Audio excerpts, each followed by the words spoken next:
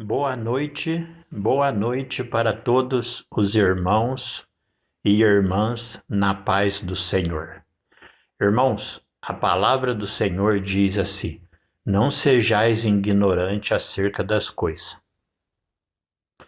E quando você vai no Salmo 19, lá está escrito assim: os céus e a terra falam da glória de Deus.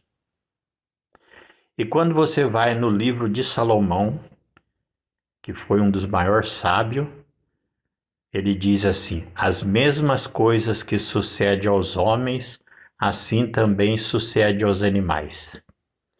E Jesus usou como alegoria os animais para se revelar para nós. Por quê? Porque Jesus ele é os 10 mandamentos. Jesus ele é o mandamento do sábado, que é o sétimo dia, que simboliza os 7 espíritos. E Jesus também é os 9 mandamentos, que é a doutrina dos 7 espíritos. Os 7 espíritos é o cordeiro e os 9 mandamentos é a serpente. Jesus Cristo ele é os 10 mandamentos. Ele é o mandamento do sábado, que é o sétimo dia, que simboliza os 7 espíritos, o cordeiro, e a doutrina dele é os 9 mandamentos, que é a serpente. Quando você junta os 7 espíritos com os 9 mandamentos, dá 16. 16 é o número do leão, forma o leão da tribo de Judá. Quando você vai no livro de Juízes, capítulo 7, versículo 5, lá Deus escolhe 300 homens que lamberam a água como o cão, como o cachorro. E Deus separa esses homens. É no livro de Juízes, capítulo 7, versículo 5, porque 5 é o número do cachorro, simboliza fidelidade. E Deus separou esses 300 homens fiel, e através dele, ele deu vitória para Gideão lá com os midianitas. Então Jesus é o 16, o leão, e quando você vai no Evangelho de Mateus, capítulo 21, ali fala a entrada triunfal de Jesus em Jerusalém. Ali Jesus entra e vence na cruz. Então, Jesus é o 16, o leão. Quando ele morreu na cruz para nos salvar, ele provou a sua fidelidade. E o número da fidelidade é o número do cachorro, o número 5. Então, 16 com 5, 21.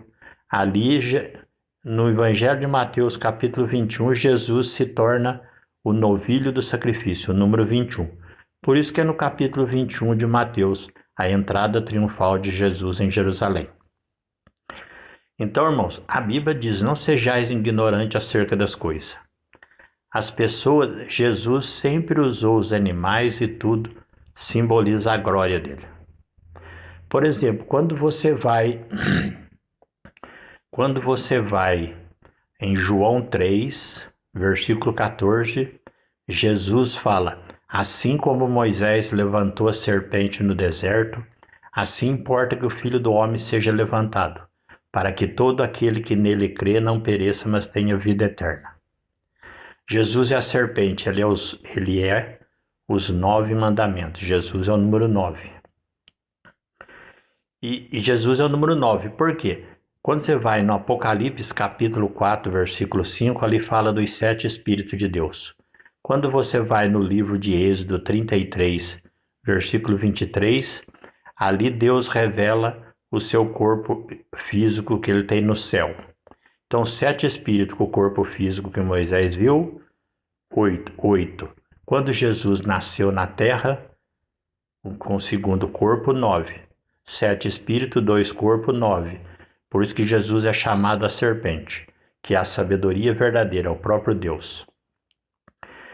E o biólogo Henrique gravou um vídeo aí dizendo que as grandes serpentes, as grandes anacondas, quando a fêmea está no cio, ela acasala com vários machos e no final ela escolhe um macho daquele e come sua carne.